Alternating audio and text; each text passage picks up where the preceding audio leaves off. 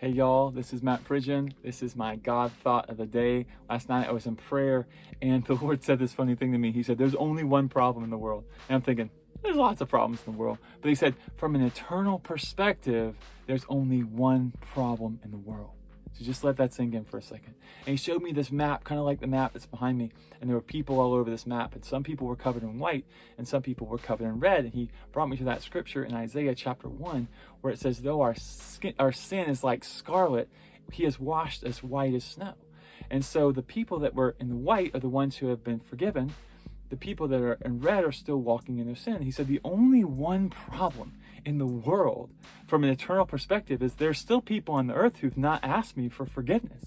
You know, God doesn't expect anyone to be perfect. The only difference between the people in the vision who are white and those who are red is that those who are white have asked for forgiveness. We're all sinners. We are all filthy sinners. I mean, we make mistakes every single day. We just can't go a minute without making a mistake if you're a human being. Maybe you're not like me, but that's how I am. And, you know, we all are imperfect, and God never, ever asked us to be perfect. He never will ask us to be perfect. That's just not part of his game plan. All he asks us to do is acknowledge that we are imperfect. All he asks us to do is to acknowledge that we're broken and that we're sinful and that we need him. You know, I remember my prayer of salvation when I was in the middle of the ocean, drowning, trying to kill myself, was help me. That's all I could think to say was save me, Lord. You know, and he was like, that's what I've been waiting for all these years, you know, running from God. All he wanted me to do was acknowledge that I needed him. He was so pleased with that terrible prayer, but, you know, it worked.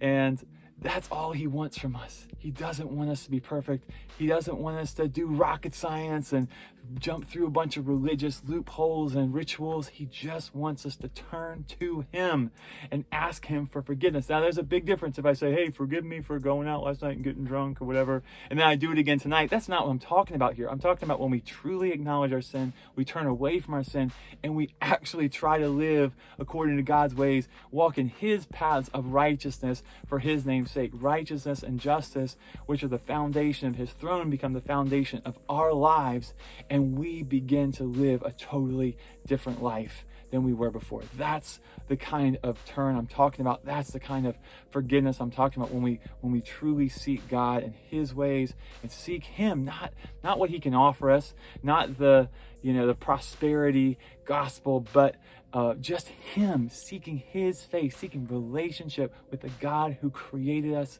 so amazing, so complex, in such a wonderful and beautiful world, seeking relationship with our creator. So thank you guys for watching today. If you've never turned to him, ask him for forgiveness right now. This is the time. He's like a father. He's so eager to just accept us and love us when we turn to him. He is not, waiting with a big I told you so speech. That is not his style. He's there running with a big hug and an embrace and welcoming us back home. And if you already know that forgiveness, remember, we're the ambassadors of the kingdom of God. We get to extend the forgiveness. Jesus said, whatever you forgive others will be forgiven. And so we can extend the forgiveness of God to people and tell them the amazing good news. God doesn't want you to be perfect. He just wants you to ask for help. That's it. He just wants you to ask for forgiveness, recognize our need for him, turn to him, and then seek him. It's so simple. It's such good news.